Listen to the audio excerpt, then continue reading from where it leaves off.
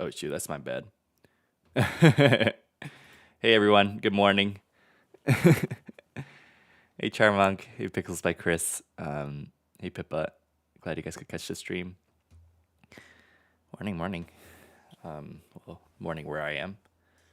Yeah, Saturday. What's up, Grim Hum? Glad you guys could stop by. How's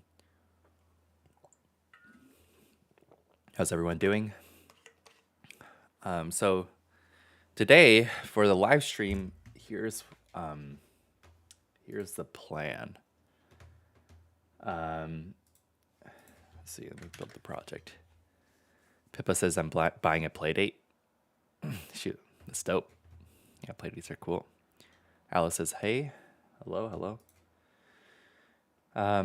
Okay, yeah, so here's how the current build is looking. This is just like a temporary menu screen, and then a little bit of a transition. And I created this over this past week. I'll show you more about that. Oh, Charmark is Isaac. Hey, Isaac. Let's say it says hello. Hey. Yeah, the transition, quick transition, and then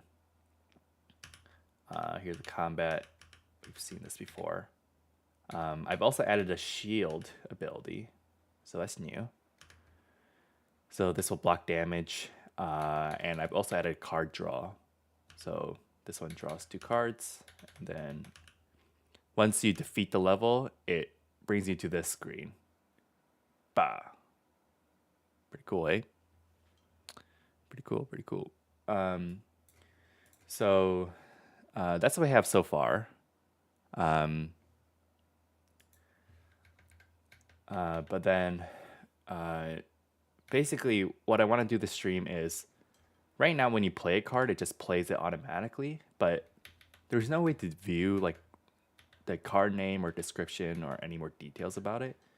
So that's the goal for today, and it's gonna look something like this. So we're gonna try implementing that. Pixel by Chris says, I have a really limited monthly budget, so I'm trying to save up to buy a Playdate myself. Really excited to finally manage. Yeah, that would be great. Yeah, good luck with that. Yeah, I know it's definitely pretty expensive. All right.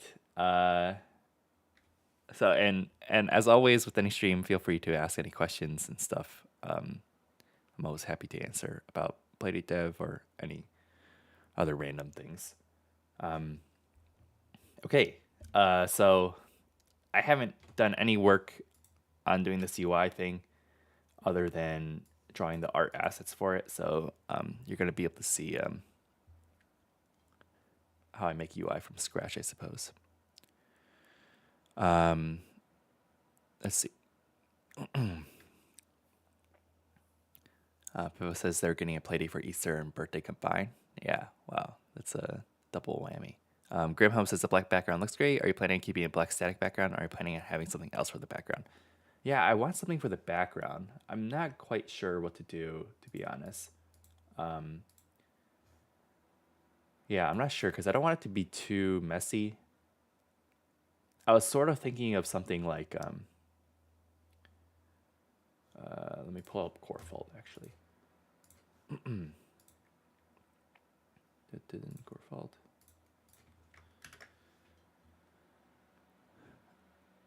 Here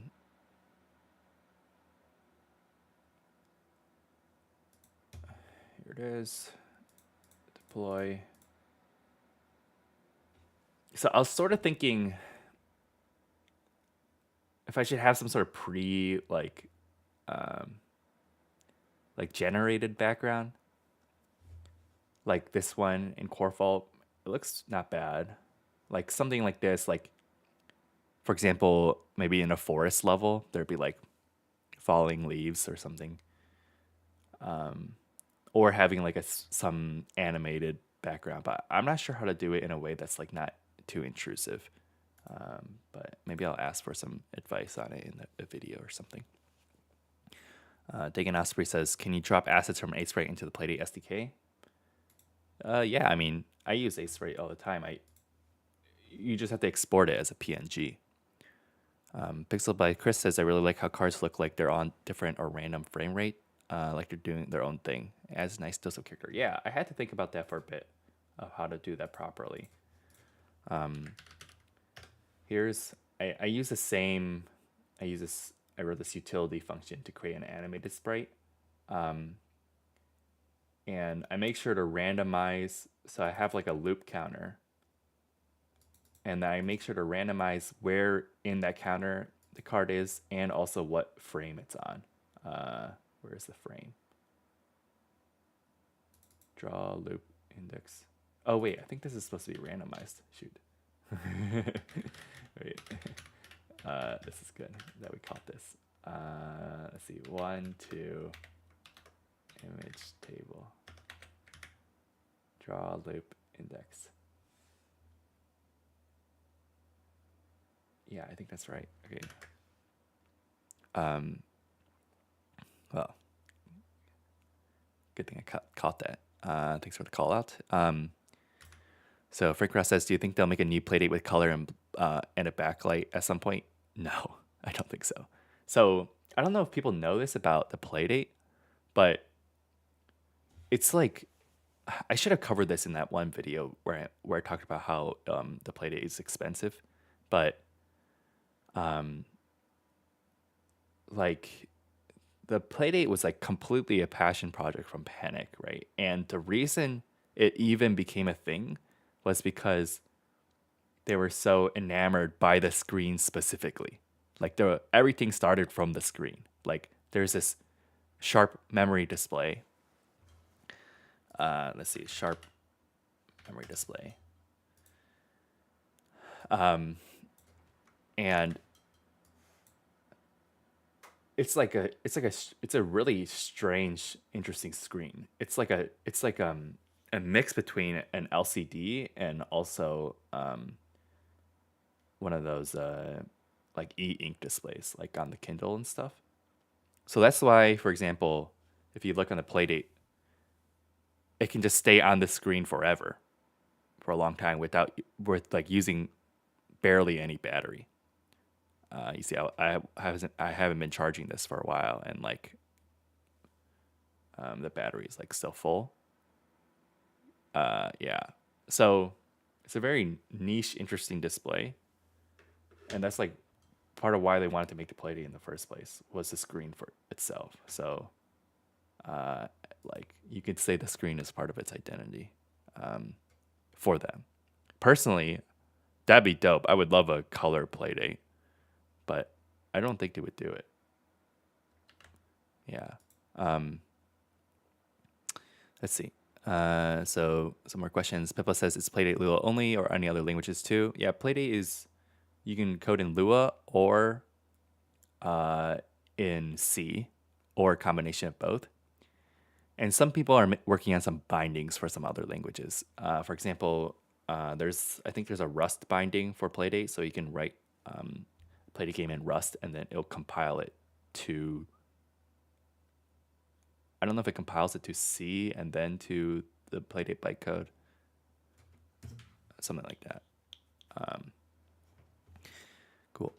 Grim Home says the hand-drawn aesthetic looks fantastic. Thank you. Sprout Stuff says, hey, glad caught a scream. Yeah, welcome.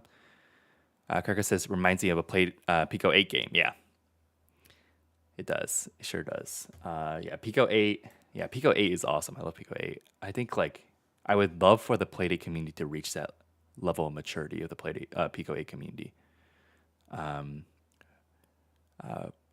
Free Course says, praying that they stumble upon a similar screen with just one more color, low-key. Yeah. Let's see. Pixels by Chris says, maybe you can squeeze the battle screen a little bit closer and make the border frame to signify where the battle is taking place. Yeah, I could. I don't know how much a border would add to it. I think the background is, because there's not that much real estate for a border as much. Well, I don't know.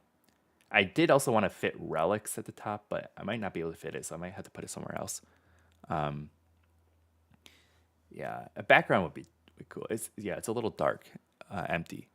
So Grimhome says there's a 3D printable Playdate grip that lets people book on a clip on a book light. Yeah, I haven't found needing a light necessarily. Yeah, it's not mostly it's not necessarily the light. I think yeah, I don't know. I understand the concern of backlight, but I don't know. Let's see. Mochi Snack says they're a snake, and I can't wait to get mine.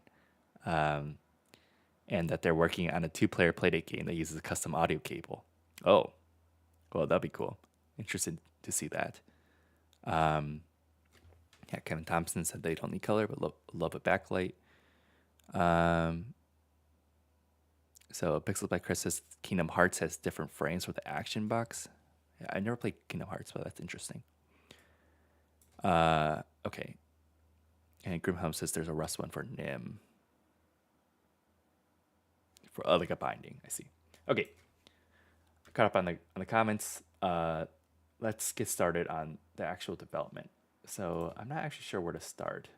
So I created this class, Card Inspector. I think everything will be in here.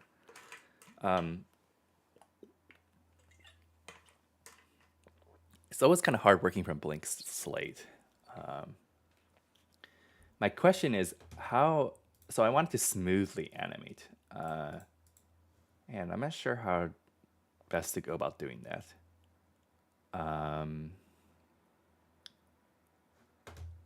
I might do it with a similar approach to the grid view. Let's take a look at the grid view code.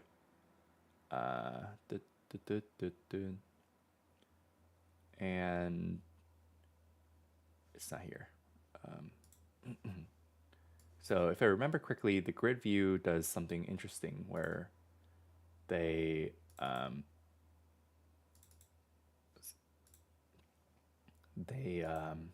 use like timers. Scrolling. So let's scroll. So time easing function, scrolling.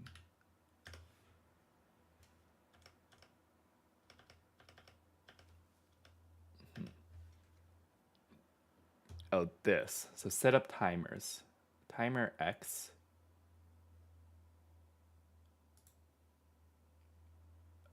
O. What is O? So the entire grid view is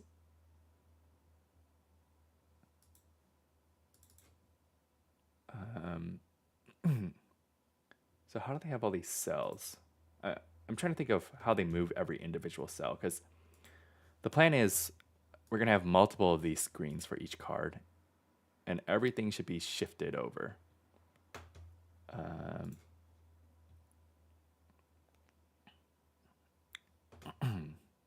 I suppose...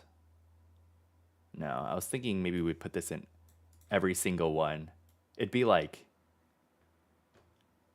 How do I show this? 240. So it'd be something like this.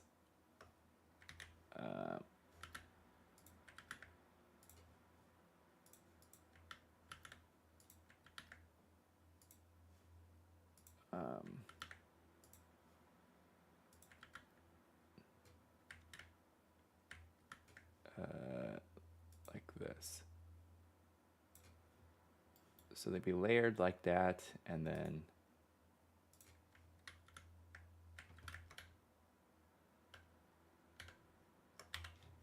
so this would be off screen, but it'd still be in the game, and then I need to move like multiple of these over, like animate them. Let's see. Poe says the art style stick though. I really like it. Thank you. Trying to get some consistency. So maybe I'll use, so I'm thinking I'll use timers, but I'm thinking of how to move everything all at once.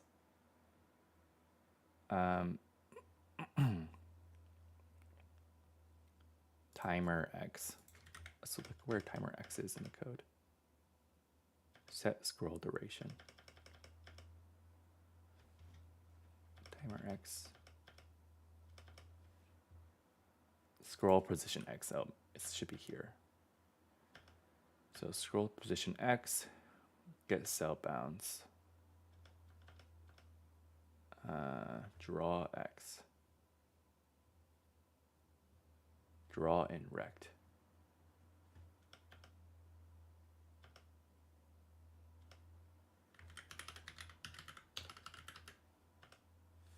So where is this called?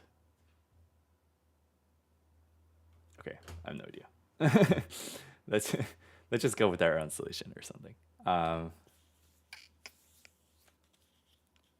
Okay, I'll just do my best. Okay, so the card inspector should have some, let's see, methods where, let's see, move left,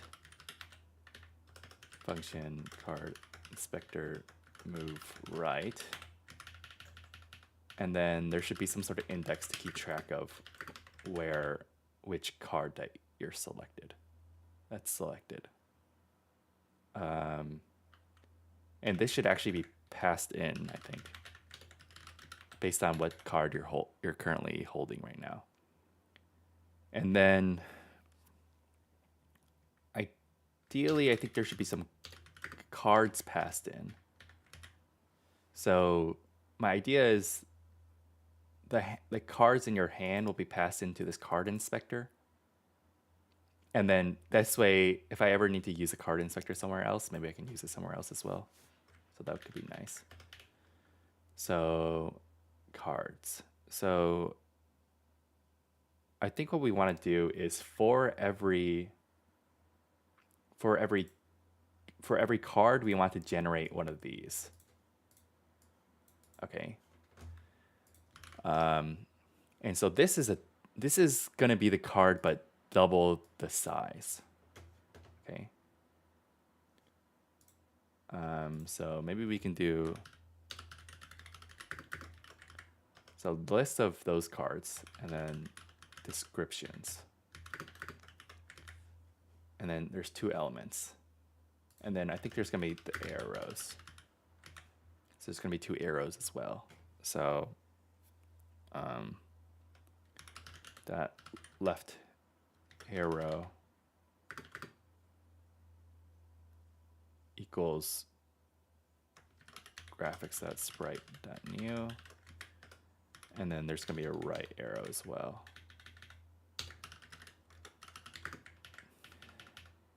And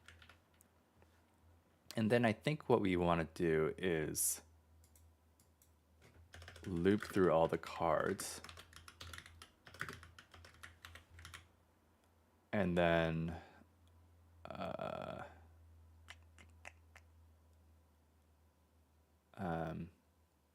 what do we want to do?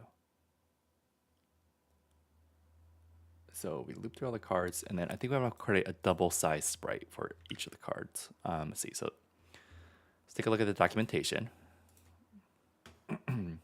Probably my most visited website at this point. Top 5 for sure. Sprite. Is there like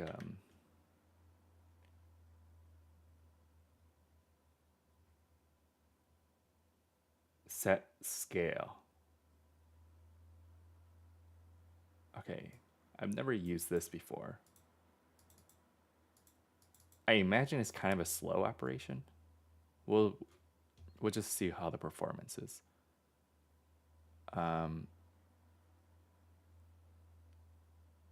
Set scale. And is there a sprite copy? I kind of forgot.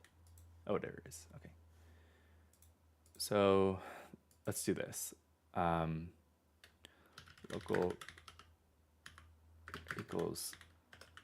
So we'll get the card, and then scaled card would equal this card copy, and then we'll scale it by 2. Set scale 2, and then we'll push that into this cards equals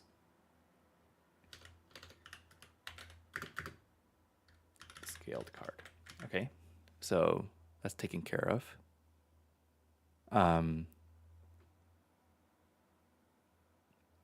So Mochi Snack asked, from working on Ruby, how difficult is it with Lua, especially on Playdate? Ruby. I've never coded in Ruby. What does that look like?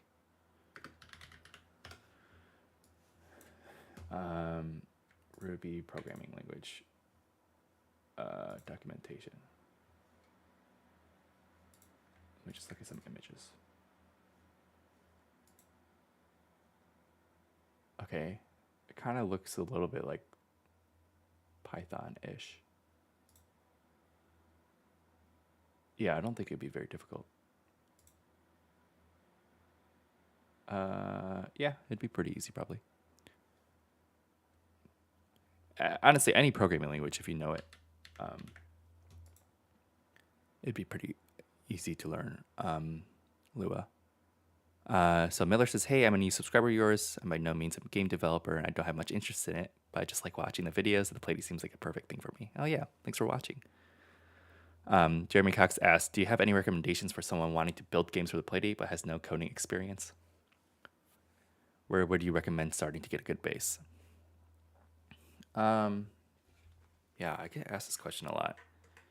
It's kind of hard to answer, like, since it's been so long since like I learned how to code. But I said high level.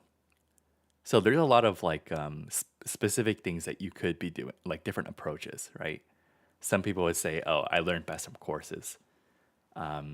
Or someone would say like, I learned best by coding, like using like a game engine.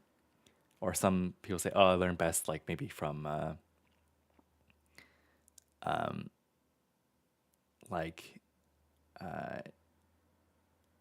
from doing web development or something, or learning like different languages. Like Python made most sense to me, or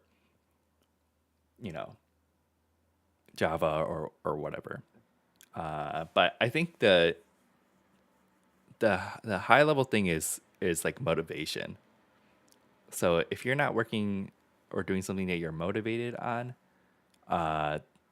then it'd be very difficult for you to. There's sort of a learning curve that you have to push past. That is sort of steep with programming, and it becomes easier after that. Because it's a little bit overwhelming in the beginning, but to get you past that, then your motivation levels has to exceed that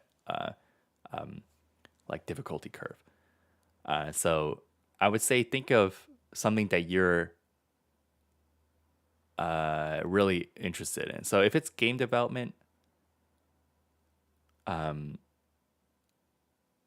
don't know if maybe Playdate would be a good starting point to learn coding. I'm not sure. Hasn't been enough time to see what that would be like. But if you want to do Playdate games and you're really the most passionate about that specifically, you could start with Pulp. I have, several videos on my channel for that. A few videos on my channel for that. Though it won't necessarily teach you the best coding practices, but I suppose it's an easier learning curve a little bit. You could also try learning Lua.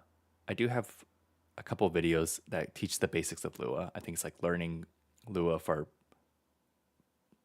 making Playdate games or something. I forgot what the video is called, but I go from very basic, like where if you know nothing, it should teach you how to code. But it goes kind of quick. I also have a book for that, so maybe that would be helpful. Another approach I might recommend is learning Godot. There's really good resources for that from GD Quest, and they have some resources that teach coding for beginners with like interactive examples and stuff. So that might be something to look into. Yeah, because making games, I imagine, might be kind of fun.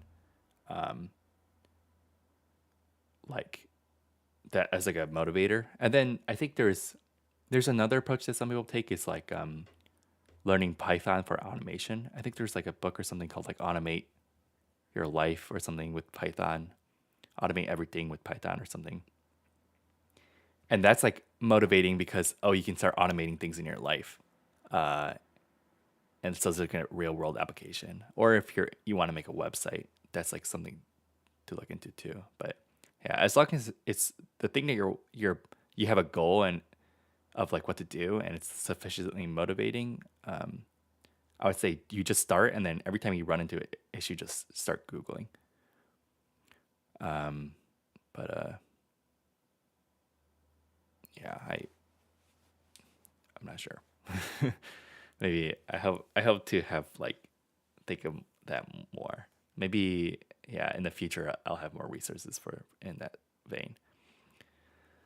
So Frederick says, "Hey," or something. I'm not sure what they're saying, but hey, yeah, Mochi's text says they just experiment. Yeah, experimenting is good, I think. Alan asks, what plugin are you using for Playdate SK VS Code? Every single one I try to figure things out, and a lot of things are undefined.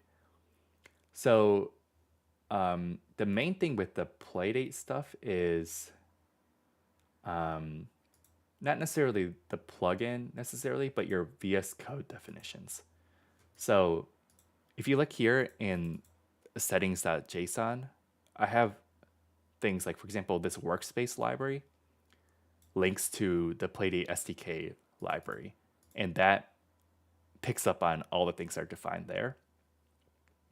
And also, it considers all these non-standard symbols and globals. If you watch my setting up, I have a video on my channel. It's like, I forgot what it's called, like setting up for the getting started with the Playdate in 2023. I go through the whole process. Raycor says, you just reminded to finally give you feedback via the survey in the book. I think the content you do is insanely inspirational, and I hope you're going to get far with all this. Thank you. That's very nice of you to say. And Jeremy Cox says, sweet, thank you. Yeah, good luck, Jeremy. Okay, back to development. So what do we have? The arrows.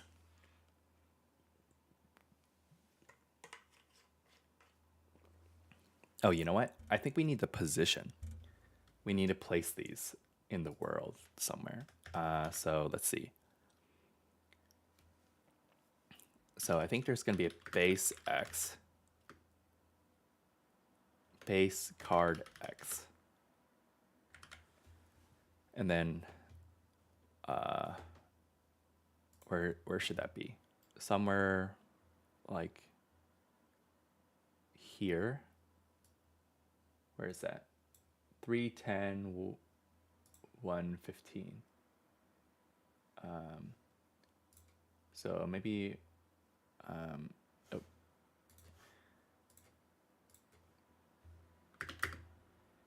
310 card Y.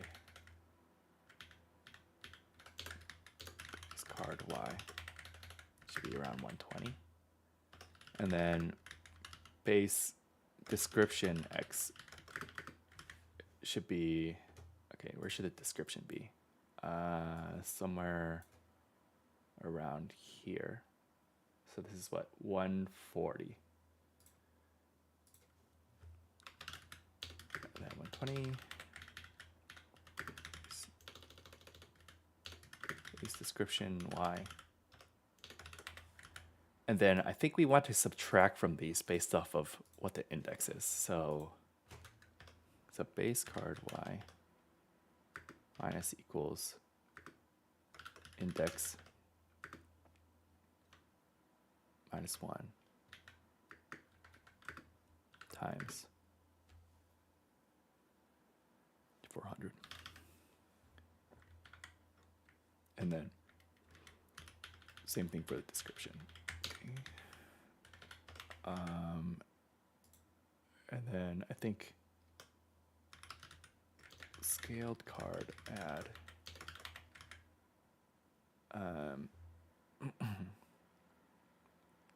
So this card is a noble sprite, so you can do this, but it's only because of the noble engine. Base card X plus I.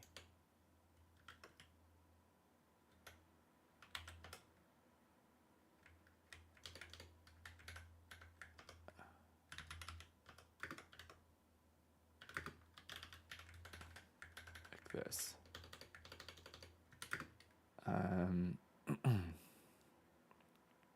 Base card Y. Okay, and then the description.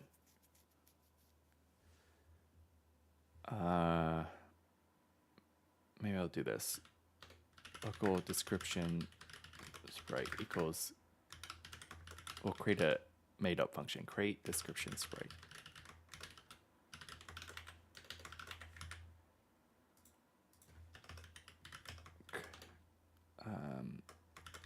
Inspector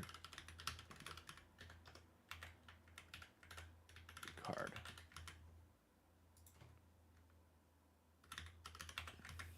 Okay.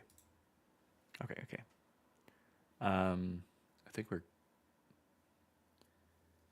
not getting somewhere quite yet, but we're doing a little better. Okay. So this is all just boilerplate. Need check now. No, I'm not going to do that.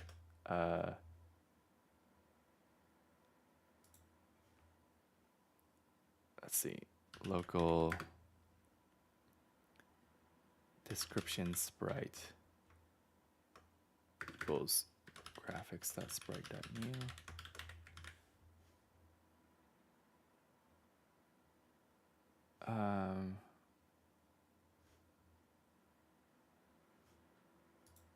And then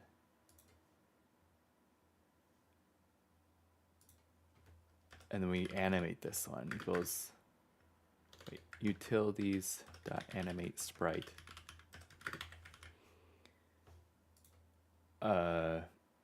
Image table. Let me do this.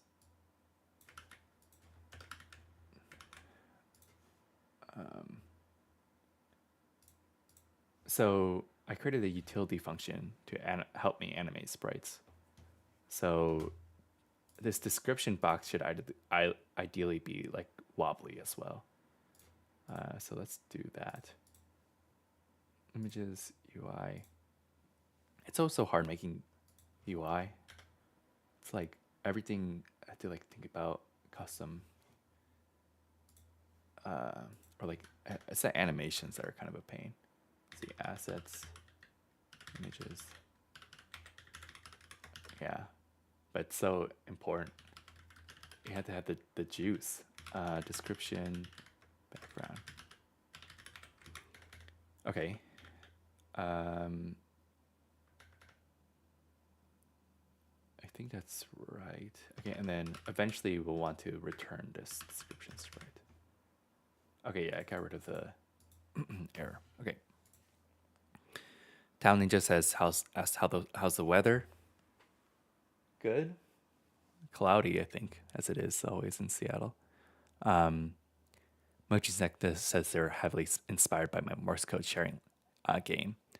Yeah, I think that'd be cool for someone to take, so that you're taking it further. So that'd be cool to see.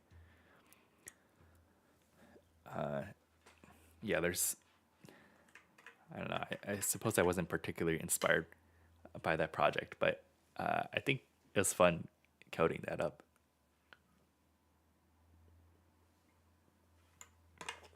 I do feel like there's a segment of time where I feel like I wasted my time working on these random projects that I didn't finish. And now I'm trying to pick better projects to work on. Okay, let's see. So description sprite, and then we update this x plus equals 400. Okay. It's hard imagining all this in my head when it's just like code or numbers.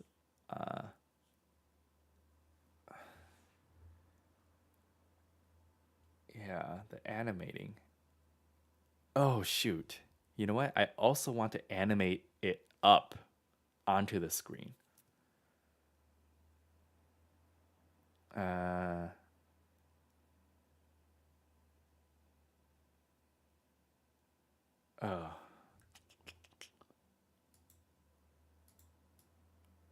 should I do that? Yeah, I have to, right?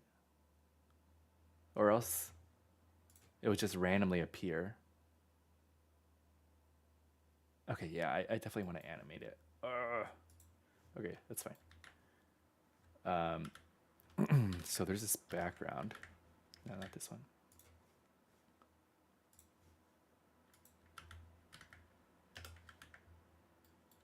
So I have this gradient.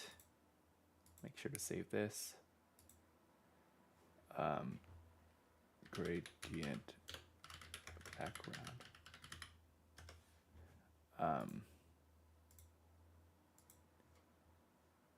So there should be a background as well.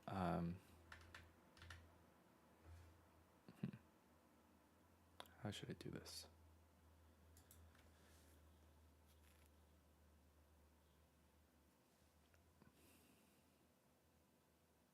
Base card Y. Target.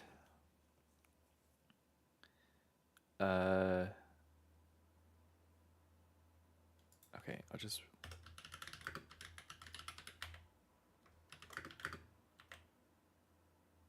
120 y equals negative. Where should it start at? 240 plus 120. It's 360. Okay. So let's do this. Start Y. Okay, so my idea is the description and cards will start off screen, and then it'll animate up to the target Y, and then the inspector will be active. Okay. Freycore says, since you work professionally as a dev, is it true that developers hate QA testers?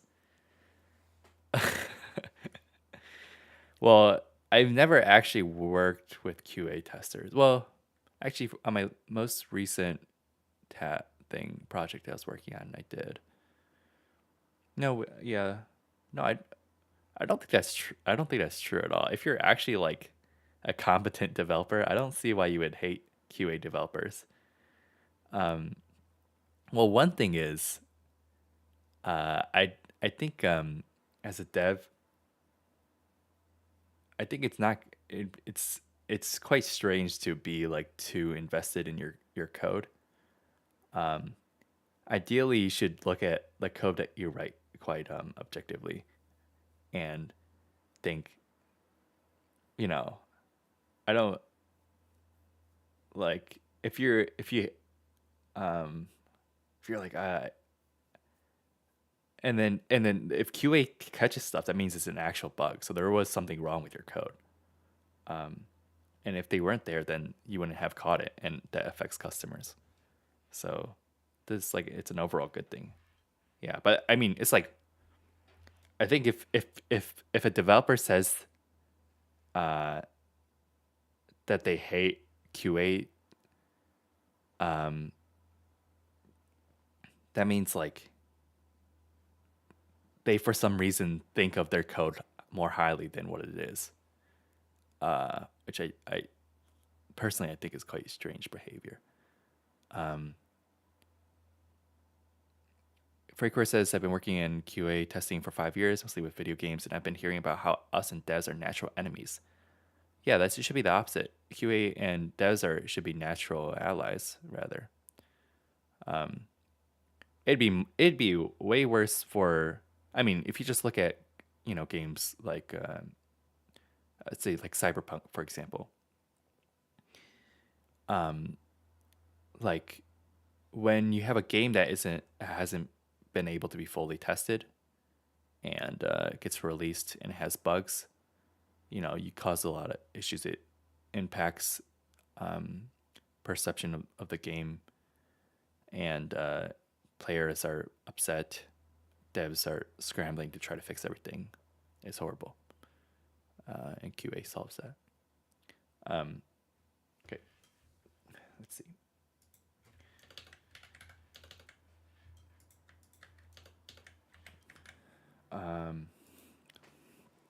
Yeah, though I don't know much about it within the industry because I work I work as like a software developer for like a corporation, like a not like a game developer. Yeah. Let's see. Target Y. And they said, oh, managers love to put blame fully on QA testers when it's oftentimes a matter of bugs being in the database, but there's no time to actually fix them. Yeah, that's like a management issue. So, yeah, as opposed to, I mean, there's definitely good managers and bad managers. So I wouldn't say it's, yeah. Yeah. Mochi Snack says, I just make spaghetti code. Yeah, me too. Me too. Me too. But sometimes I make good code. I think there's yeah, sometimes I write good code. Sometimes I write bad code, but I write working code. Suresh says, hi, hey, welcome to the stream.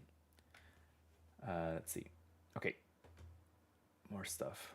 So target Y. So everything starts off the base, and I also have to create the background.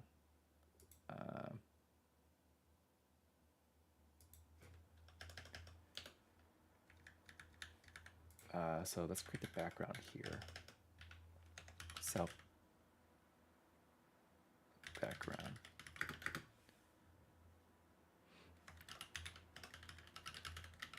New, and then let's add in that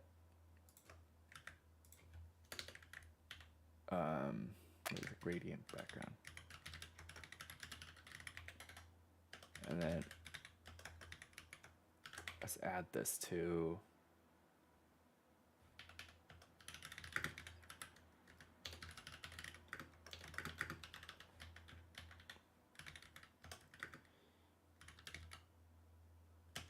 okay. Precor says, very true. Sorry for distracting you. Oh, no, I don't mind. Well, I feel like the whole point of if I didn't want to be distracted, I suppose I wouldn't live stream. I like, I feel happy to, like, I feel like it's fun to, like, have a conversation and look into these questions and stuff. I think, yeah, it's quite interesting to see the questions that people have. Pixels says, I figure QA testers allow the devs to pinpoint specific issues that they can focus on rather than scrambling to find something that may or may not be the actual problem. Yeah, definitely true. So Sharest says, hey, why does my Visual Studio Code have a pink bottom line? I don't know. Maybe support breast cancer awareness. WKS says, hey, Squid God, any resources that you would recommend to learn Sprite? No, I don't know. Is there... I think there's some like tutorials, right? There's like let's see, Sprite. I remember watching, right, tutorials.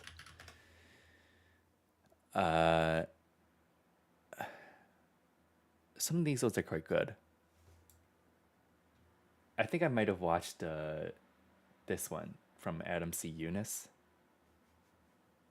Just watch these. Or this what designs. I mean, once you get the basics down, I'm sure that's like that's all you need to know. The software is not very complicated. It's just mostly dependent on your individual art skill. Yeah, it definitely gets out of your way. Yeah, Pixel says Adam C. Eunice. That's likewise. Let's see. Let's see. What else are we doing? Okay. So I think we want to start off by let's see, animate in. So I think there should be some animate in method. Inspector animate in. And then animate out. Okay.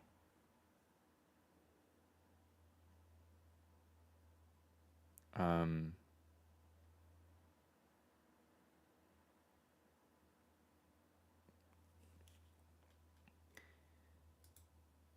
oh, and there should be some sort of move to index. Move to index.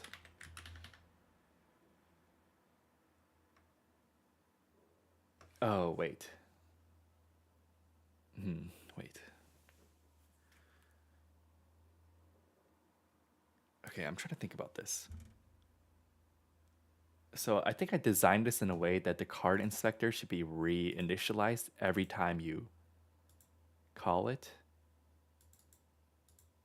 I think performance-wise, that's not very good. Okay, let's just try doing this for now, and I can, if I need to optimize it, I'll optimize it, and if I don't, then I won't. Okay, let's do it that way.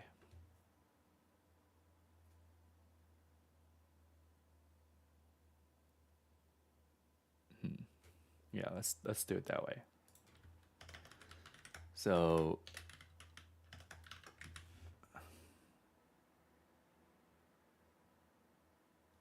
okay. Animate in. Okay.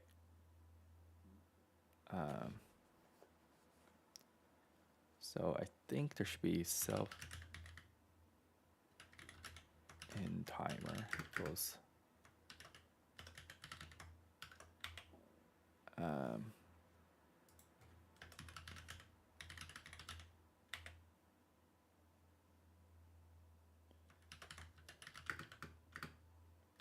maybe 500 milliseconds. So 500. And the start value should be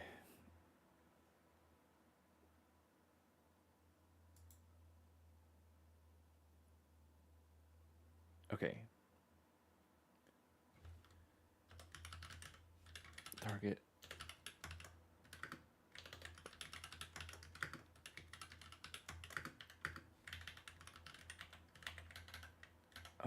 Start Y, target Y. Okay.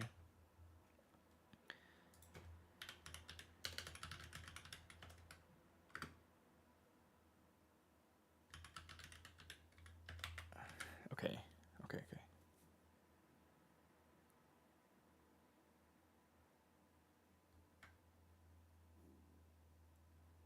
Okay. And then, oh, this should be easing.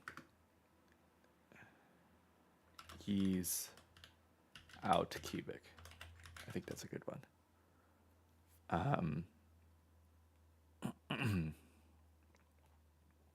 Let's see. So Shares says, do you have a mechanical keyboard? Yeah, I do.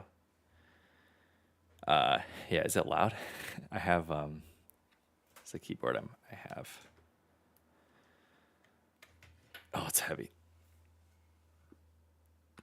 Where is this? Satisfaction 75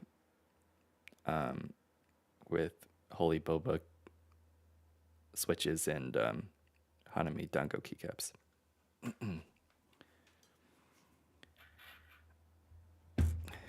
Faker says, keyboard looks cute as heck. Thank you.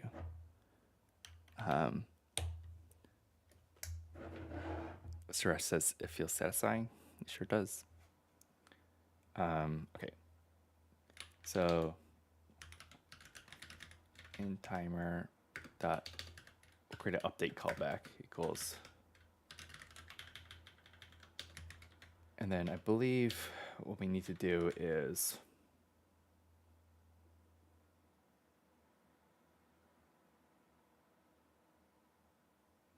what do we need to do?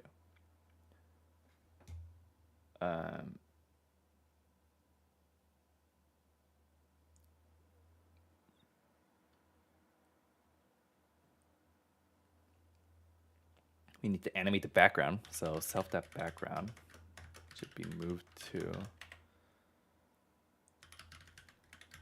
X, and then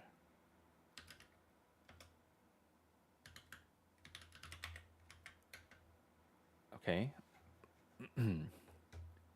And then what else do we need to move? All the cards and all the descriptions.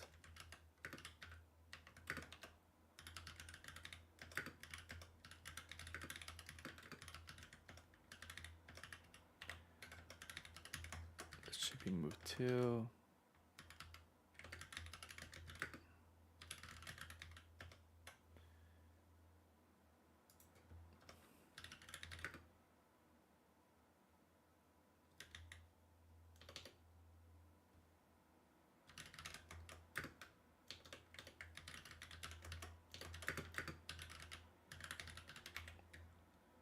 Let's do this. Let's localize a variable. Helps with performance slightly, I suppose.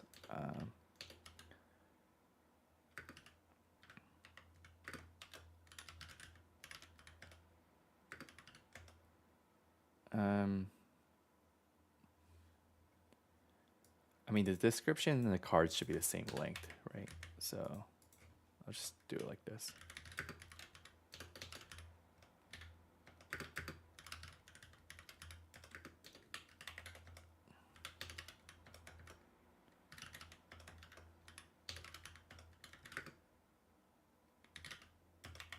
Okay.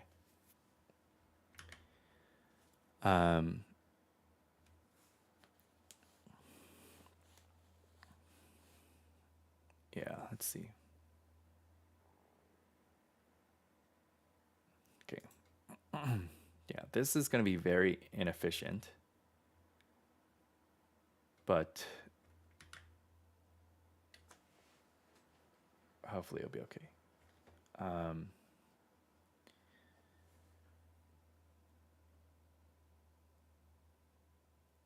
What else do we need to do? So this is animating it and then animate it out. Okay, so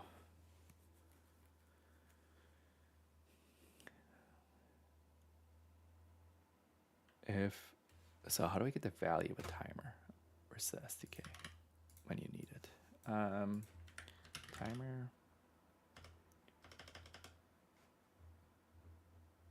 It's over here. Timer. Oh yeah, we just get the value like that.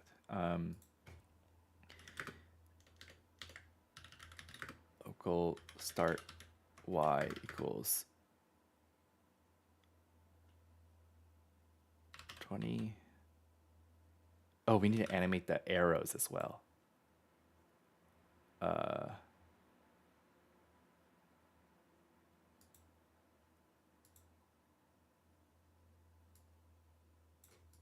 let's see. Forgot about that. Utilities dot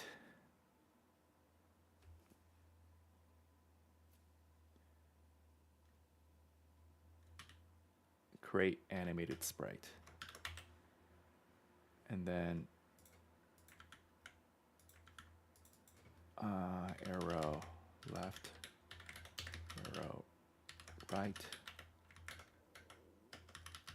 up arrow add, and then we want to add this to, where is this? Around 20.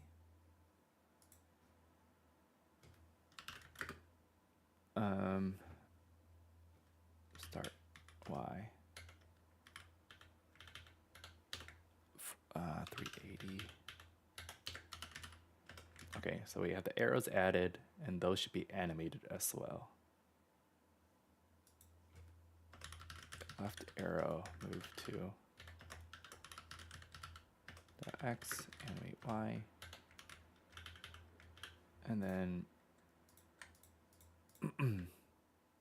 select both of these, and oh god.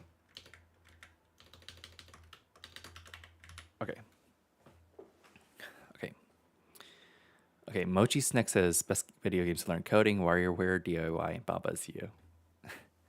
Baba is you for learning coding. Maybe. Pixels by Chris says, not coding related, but where do you get your keycaps? I want to get some custom ones, but I'm not quite sure which sites to trust or not. Oh my gosh. Yeah, the keycaps are crazy. It took like it took like 2 years for me to get my keycaps, so I don't recommend whatever I did. So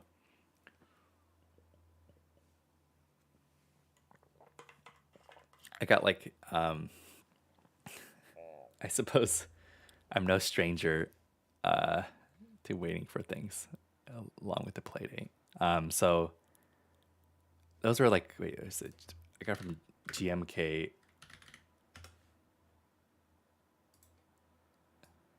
Yeah, this is where I got mine from, but yeah, it took so long to come. I also bought Amazon keycaps. Before these ones, while I was waiting for it, I got one of these ones before. Honestly, you could buy it off Amazon. I don't know. I wouldn't say I'm the foremost expert on this, but yeah, I don't know. Yeah, don't look to me for advice with that sort of stuff. Jeremy Cox asks, how often do you find yourself making code that you think will slow down the Playdate experience? Do you know when it will happen, and how do you mitigate that? Oh, that's a great question about performance. So some stuff is really obvious that it would affect the performance. So anytime you're doing something like this, so in this utilities thing, we're creating a new image table from something on disk. So anything. So most of the time, it's either audio or images. You probably wouldn't do that for audio. So usually it's like an image thing. So if you're doing like GFX that image that new, and then you're passing in some path to your image, and then you do this in a loop. So I mean, update callback will be called every frame. So if you do something like this here, another common one is maybe in a grid view. So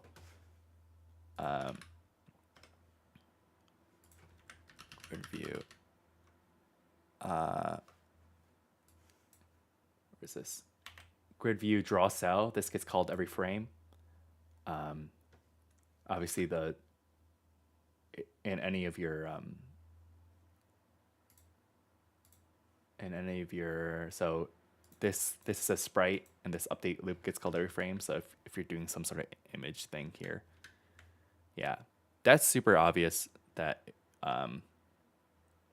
that would like cause a slowdown for in performance. Other stuff is not as obvious, but you can reasonably use sort of just classic computer computer like science, like performance analysis. So if you're doing something in a loop and you're doing a bunch of operations, that's like, this could definitely, because I'm doing everything for each card, and I'm calling the set scale function. Like any graphics sort of manipulation might be kind of expensive. And then I'm calling this method in here, which is like, I'm creating a new image, but this is only happening once. So you might see a spike or a frame drop for like a frame or two. So that's something to consider. Yeah, but yeah, persistent stuff. Yeah, you just think about like what's happening a lot every frame.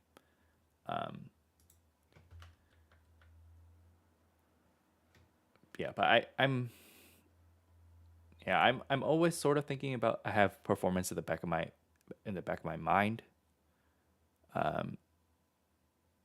Like you can anticipate things for sure. And yeah, but yeah, I think but yeah, the main thing is to not don't worry too much about it in the beginning. Yeah, and then you can like profile it to see where exactly the performance bottlenecks are. But yeah, one thing to note is also you can tell if something, like for example, anything that has this sort of interaction. So I'm calling this method, and the method is not exactly local. So there will be like a little bit of a performance cost for this because it's not like calling a local function.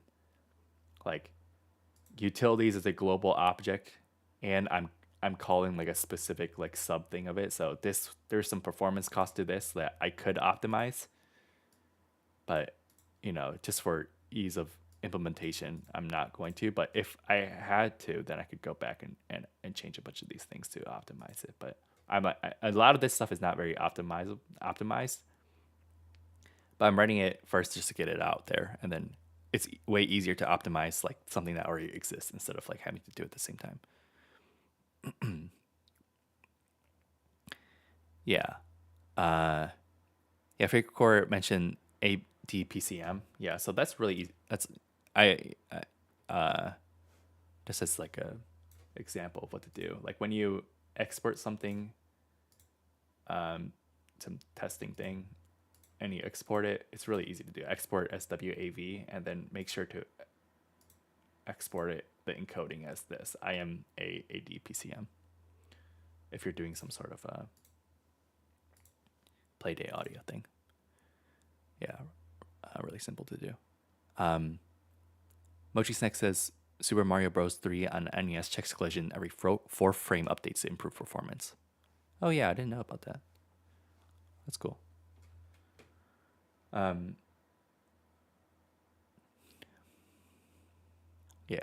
Yeah, the performance questions are good.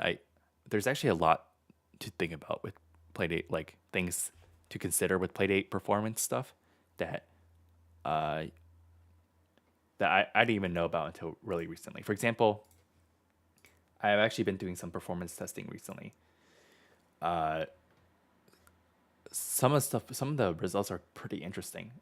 So I used a lot of object-oriented programming in Corefall, and I think that actually killed performance quite a bit. So look, this is pretty interesting. So in here in the test, I created an enemy object class, and I created an enemy. The enemy has some health property, and there's a damage method that damages the enemy. So what I did throughout all my code in Corefall was I did it like this one, right? So there's some enemy in here, and then I call some damage method, and it damages them by some amount, right?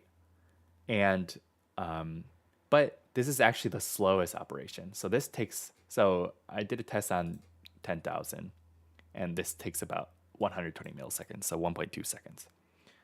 But what's interesting is damage is actually, I think because this enemy object is considered a global, so I think this damage method might be like accessing a function on a global property. So like this. So the enemy is global, and it's doing this basically every time you're calling damage. So you could actually localize this by doing it like this. And what's interesting is if you call it this way, it actually saves, well, in this case, 30 milliseconds. But if you take it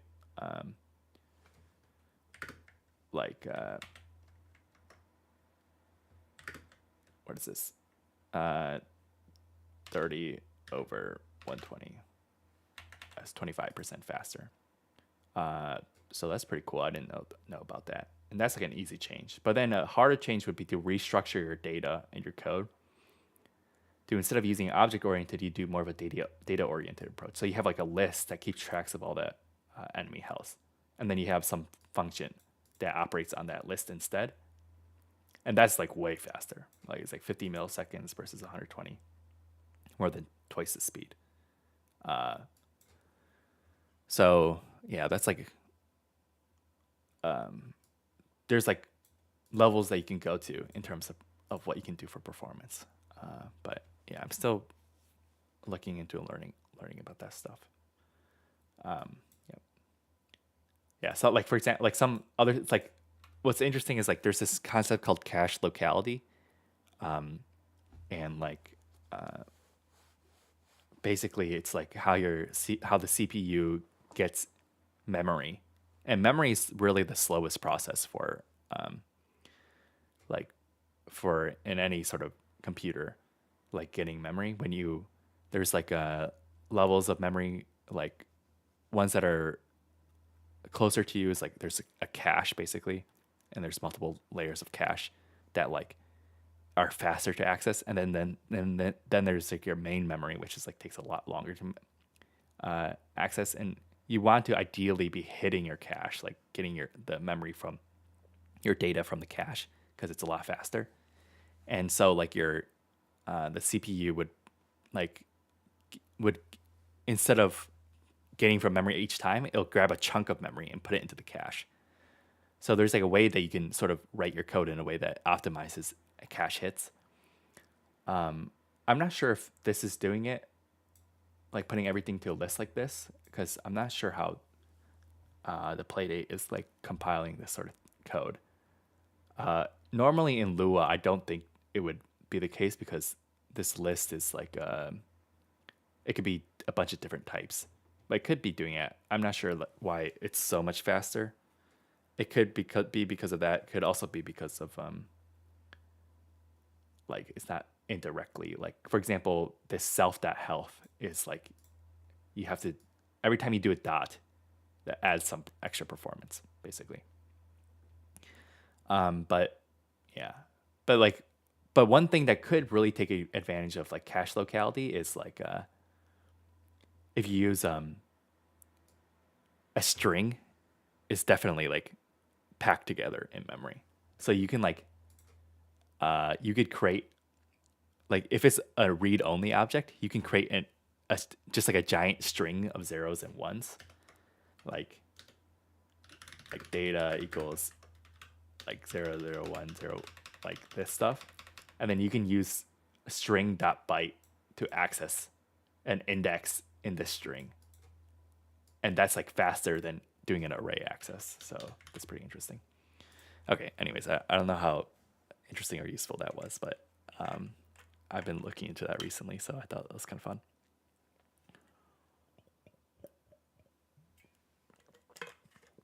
Because I eventually want to like there's a game I want to work on after this one that I think will need like the performance will actually be really important for that. So I'm trying to like think about it in a way where I can design it from the bottom up to be like very performant. The boy Barrow says no clue what's going on, just having to be here. I love that energy. Free Course says no, it was super interesting. Okay, thank you, happy to hear that. And Mochi Next says a long time ago, I wanted to make a Playdate game without Playdate, so I used my 3DS to write some Lua programs that did the same things as the Playdate. Same screen res as well. Oh my gosh. Oh, intense. Excuse me. Okay. Let's okay, animate out. So start Y should be, so when we're animating out, let's see. So these will all be at the position of 120, and then we want to move it down. So let's see, what do we want to do?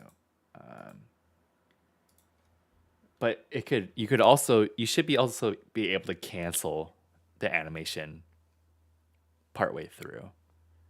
So if self.animate,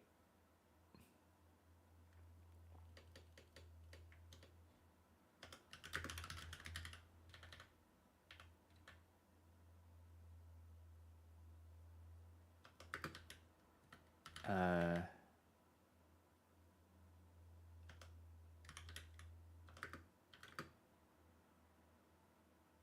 self.animate in timer dot value. Okay. Okay, let's do that way. Magnos says, man, I'm a full-time comic book artist and illustrator, but I just started learning to code thanks to you and your book. Oh, thanks for buying the book. And so hopefully when I get my Playdate, I can make at least one little game. Yeah, I definitely think you'd be able to. It's, yeah, Playdate development's really fun. I think it's relatively approachable. And of course, if you need help, you can always ask in the Discord and everything. I'm very active there. Do I have a link to the book? Yeah. I'm also gonna start. So I'm gonna go on vacation soon. So there's actually not gonna be a video for the next few weeks, I think. But while I'm on vacation, I'm planning on starting to write another book, but this time specifically for Playdate development. So hopefully that will be really useful to people. We'll see how long that takes. Jeremy Cox says, "Where did your name come from?" I don't know. It's been like, I don't know, from middle school. I don't know. I think I just came up with it. It was like my Minecraft username. Now I'm like regretting. It's like, is that it really? Should I really have named my YouTube channel Squid God? But it's fine. It's too late now. It's too late.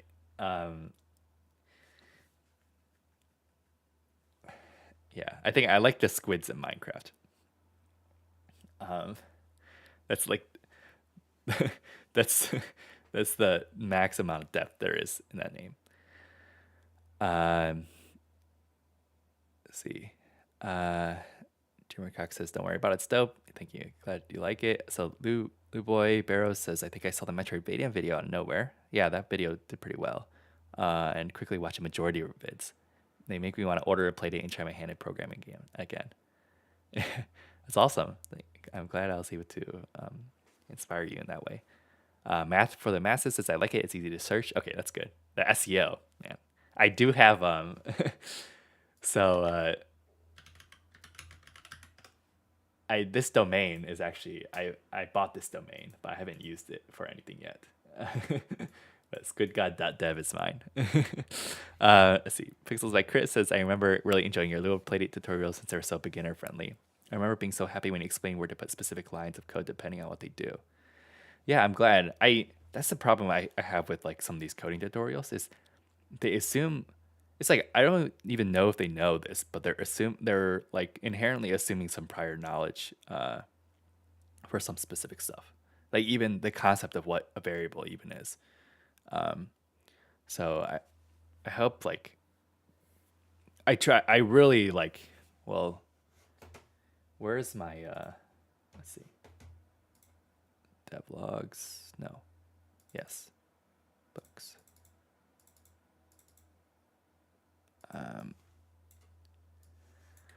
So this isn't the book, and I try to go really, really basic. So I start from what even a computer is, because some people don't like, most people don't even know like how the code even operates like in relation to your computer. So I try talking about that because that's how I learned it in college, and I think it's quite useful. Yeah. Anyways, and then I go like in detail about what everything is like from the basics. So I try to go really simple, like assume no prior knowledge, and I think that's like the best way to go about it personally. It's just my personal opinion. So Much Sex is bring a Pokewalker on your vacation. Is that thing for Pokemon Go? Pokewalker. Oh no, never mind. This is different. Oh, it's a pedom. Oh yeah, the Pokemon pedometer. Oh wow, that was so cute. sort of looks like everyone. That is so cool. Yeah. Okay. Well, I don't have one of those, but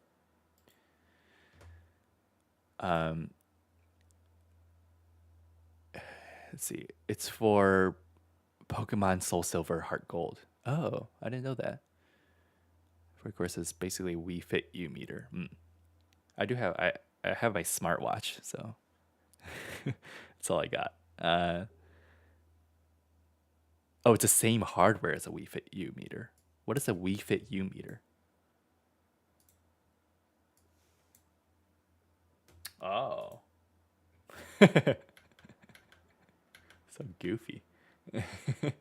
The me? Okay. Kind of cool. I love it. I remember being more accurate than a lot of pedometers on the market at the time. Oh, that's hilarious. At the time, it was the best. That's actually really funny. This random Pokemon thing was the best pedometer. Pixels by Chris says they just bought the book. Oh, thank you for buying the book.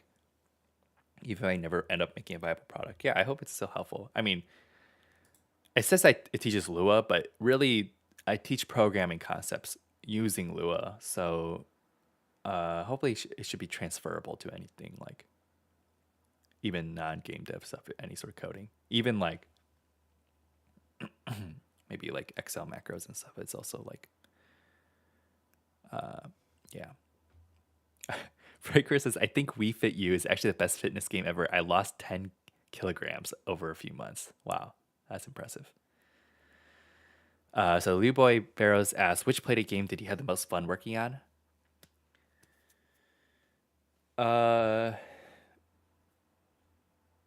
The King's Dungeon, probably. The reason why that one was the most fun was because of like partially because of LDTK, I think. Where's this? No, wait. Wrong one.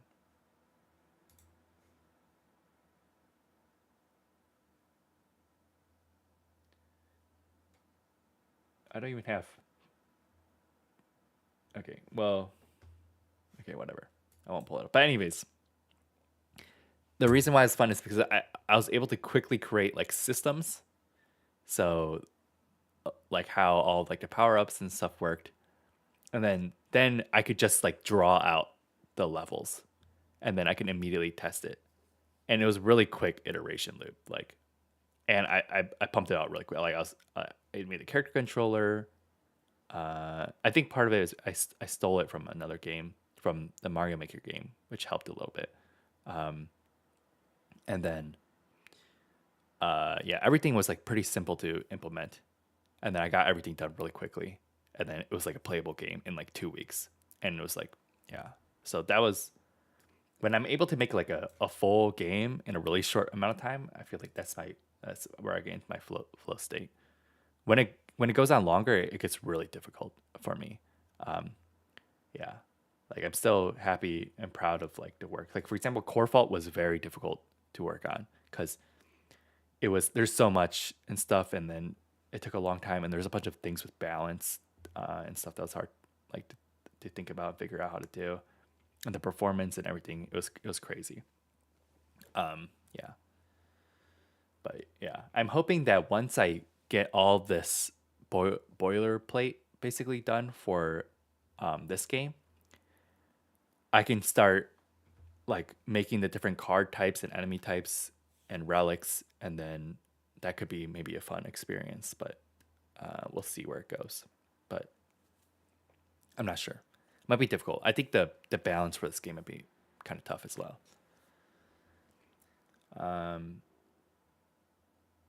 Okay. Back to coding. So let's do. We'll stop this timer. Self that animate timer. And then. Oh, I just remembered this thing about performance also. one thing is also garbage collection as well. Like you can sort of see if you're making a bunch of garbage that needs to be collected by the garbage collector, which also affects performance. But that's like more of an advanced thing that I honestly haven't been thinking much about.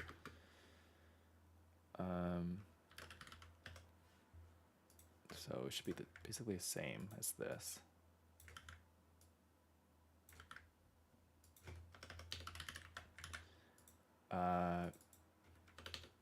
Start Y. Wait, this should be the current Y. Okay. Okay. And then, okay, well, I'm duplicating code here, but it's fine.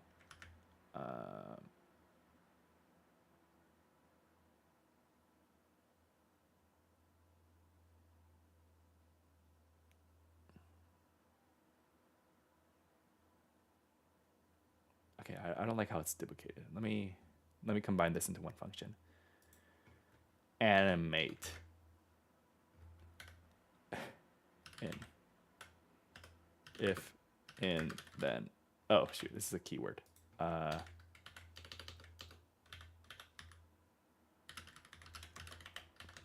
Look, if animate in then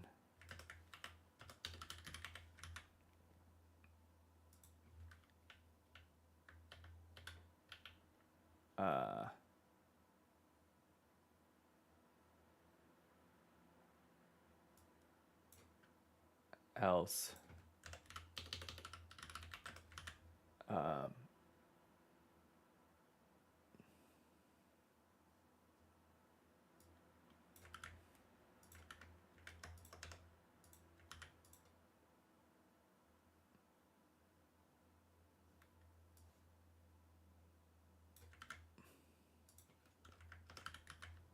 there you go.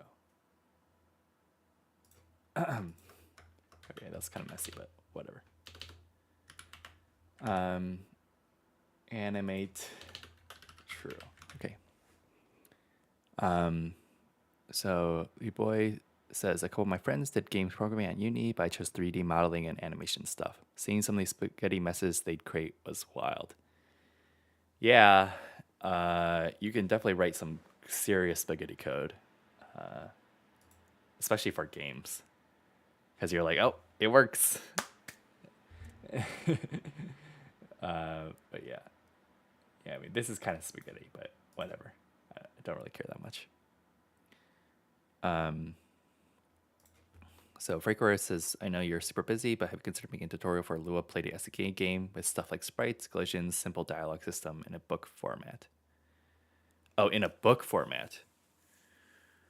I never thought about it in book format. I do think like a video course would be cool. I was thinking about like making like a Zelda like RPG and having that as like a video course thing, but yeah, I feel like that might take some time, and I don't know if I'll get around, like how long it'll take to get around to that. I did do something, well, like the Metroidvania tutorial that I made. That was like, I don't know how long that video was. It's like an hour or more. It's like kind of like that, but yeah, it's not like the full game loop. That'll be cool. Yeah, it's like an hour and 17 minutes. But yeah, I think like, yeah, it'd be good to make a course that like covers everything. I'm sure we'll get to it at some point. Okay, so, oh guys, there's so much like stuff you have to do in order to get even anything working. Animate in.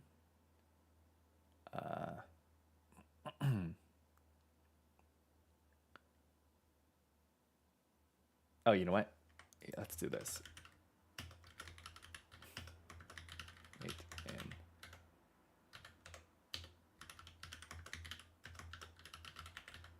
It's kind of dumb, but whatever. Animate because I think we need to call the animate out function method outside of the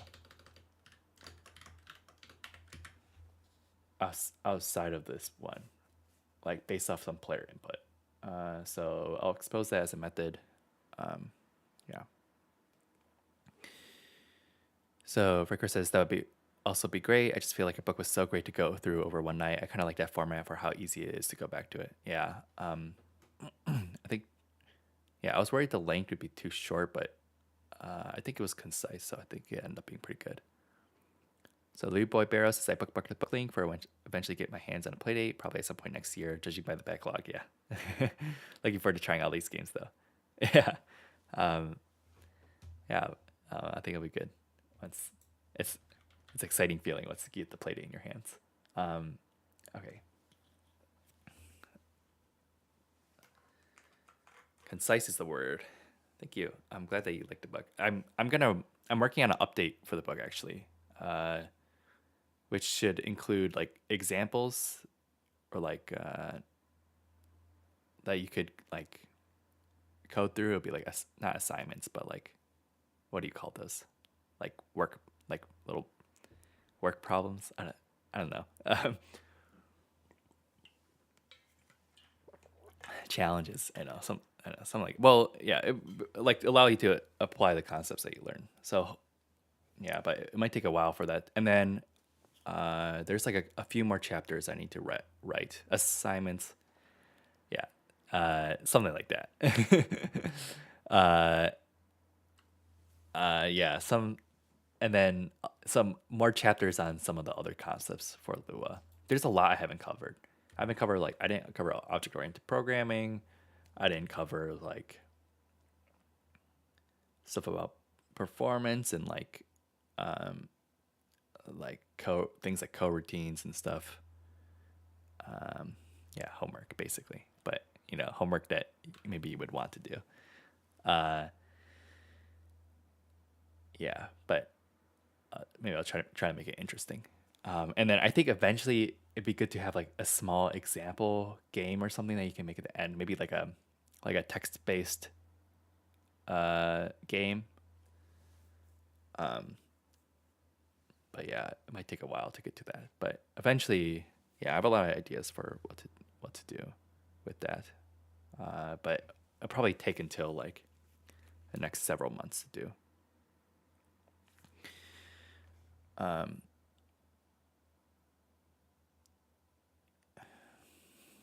So we'll see. Yeah, there's so many things that like I want to do, and there's so little time. Like I want to do like game development, like tutorials, book stuff, like and like the devlogs and everything. It's crazy. It's crazy out here. Yeah, but we're still one step at a time. Okay. Animate in.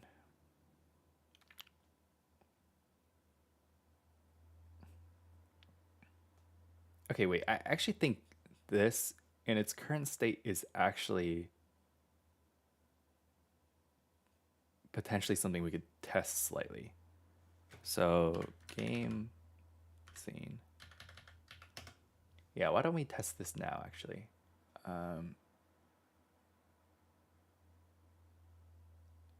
If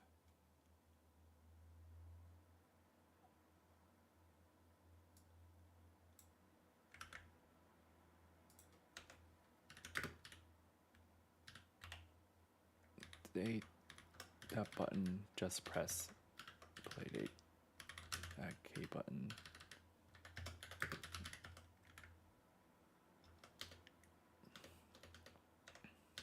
Else.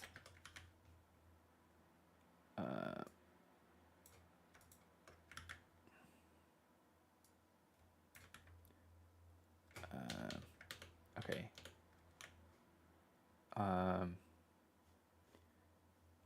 Where's this card inspector? So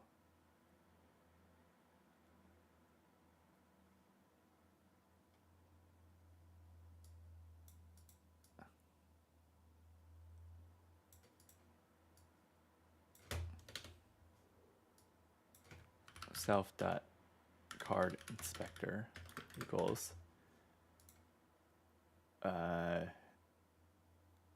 okay, let's see, the card inspector, UI card inspector. Okay, let's see if this will work. Card inspector. Wait, self a hand. Where's this hand?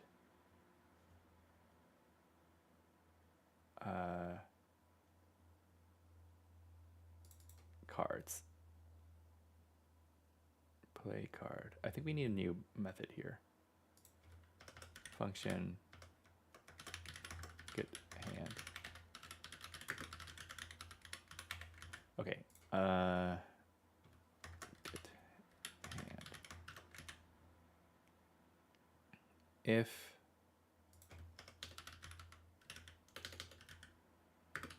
Playdate dot button just pressed. Okay, button B, then self dot card inspector equals animate out.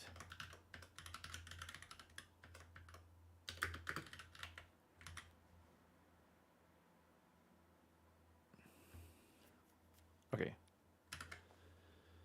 Let's try this. The boy Barrow says, "Don't get burnt out. Take it easy when you need to." Oh yeah, trust me, I've been taking it really easy. Yeah. Okay, let's see if this works. Oh, of course. Oh, index. I didn't pass in an index.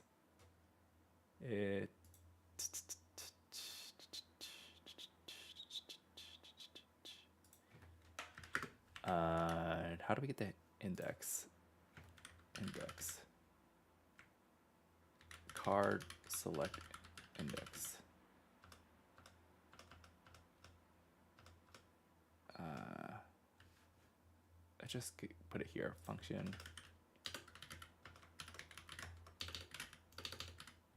Get selected index. Return build that card select index.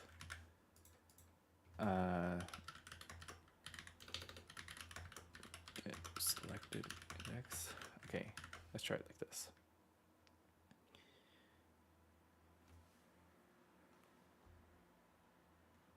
Okay, animate in, main menu, bah. And then, okay.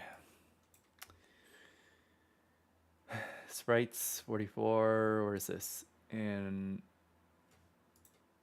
17. gfx.sprite.new.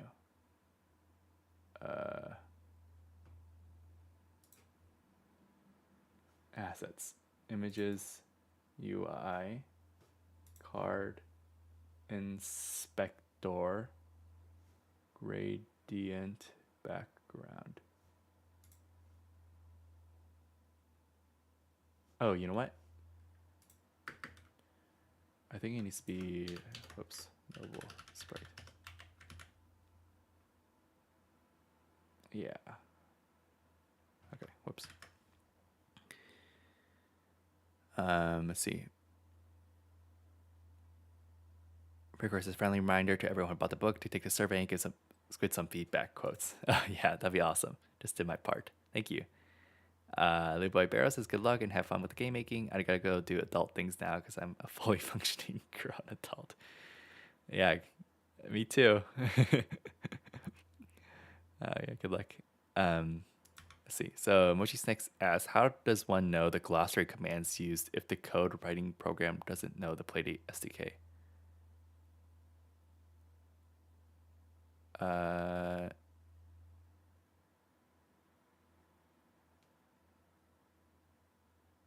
Like the autocomplete, or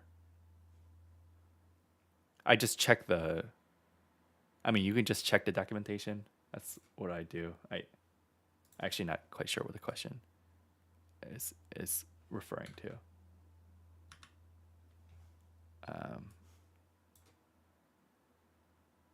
Card inspector 78. Description.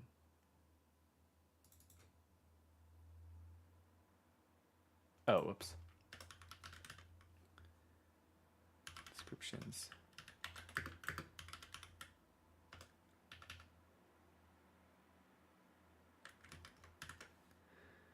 How does one of the glossary commands used? Yeah, I'm trying to figure out what I did read through this entire documentation. So that's one thing you can do. Autocomplete. Oh. Yeah. So it does know about it because of this. The VS Code configuration. So it actually has a like if you go to, let's see, open recent core libs. Oh yeah, it's right here. So basically there's like a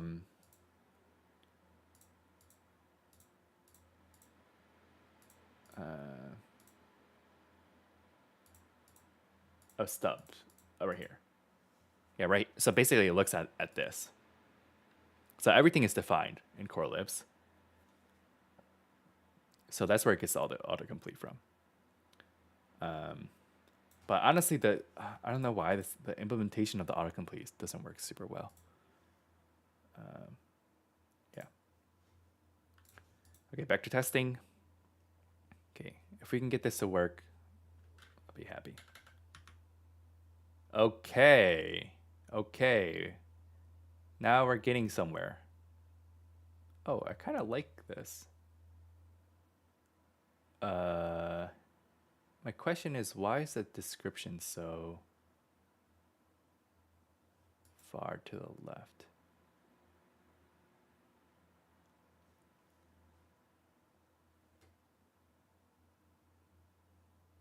Wait, let's take a look at this.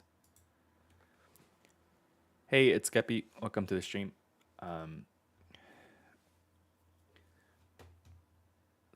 We're currently working on getting this UI element to show.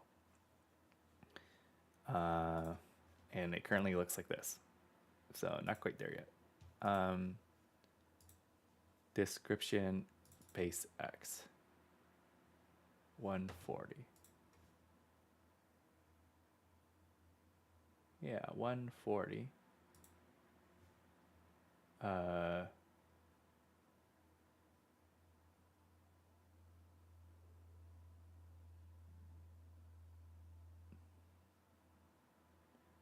Index. So the card is in the right place. Strange, very strange. Well, let's try this actually. The dithering effect looks clean. Oh, for the background? Yeah, that if it works really well. Like, I think it's just because of the gradient of how it just like looks like it's animated, but like really it's literally just this image being moved up. So life hack. Create description sprite. Oh, you know what? That's why. It should be a noble sprite.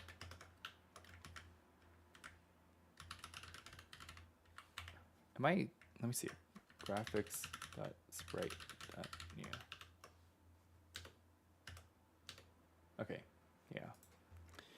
Yeah, this noble engine thing, it's hard to get used to it. Okay.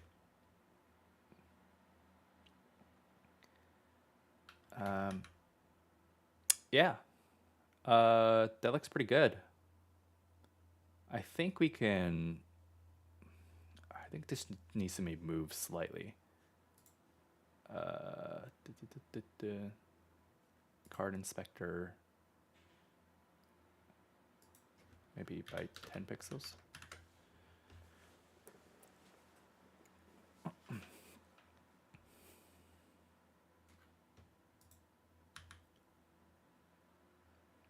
think I'm gonna sneeze.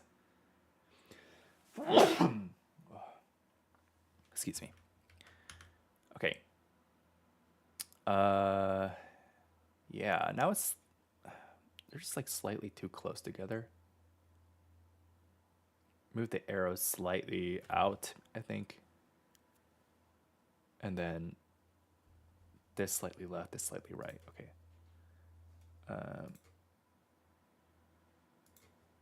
Okay, let's move the arrows 15, 5, and then we'll move this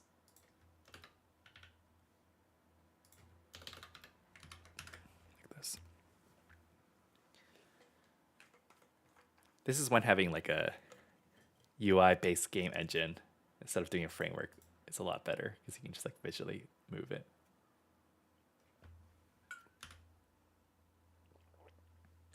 There we go. Actually, I'm curious to see how that looks on device. I gotta upload it. Let's see.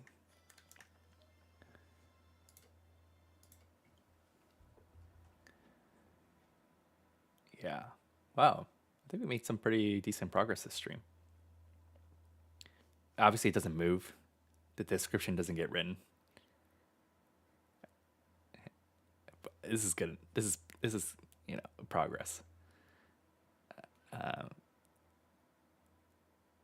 Pixels says, I love the swipe transition, the way it wipes the screen to the next one. Yeah, thank you.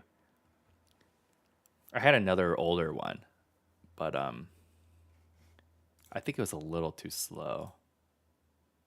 Where is this? B-roll.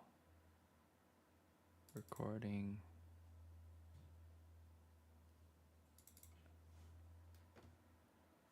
Yeah, it used to look like this.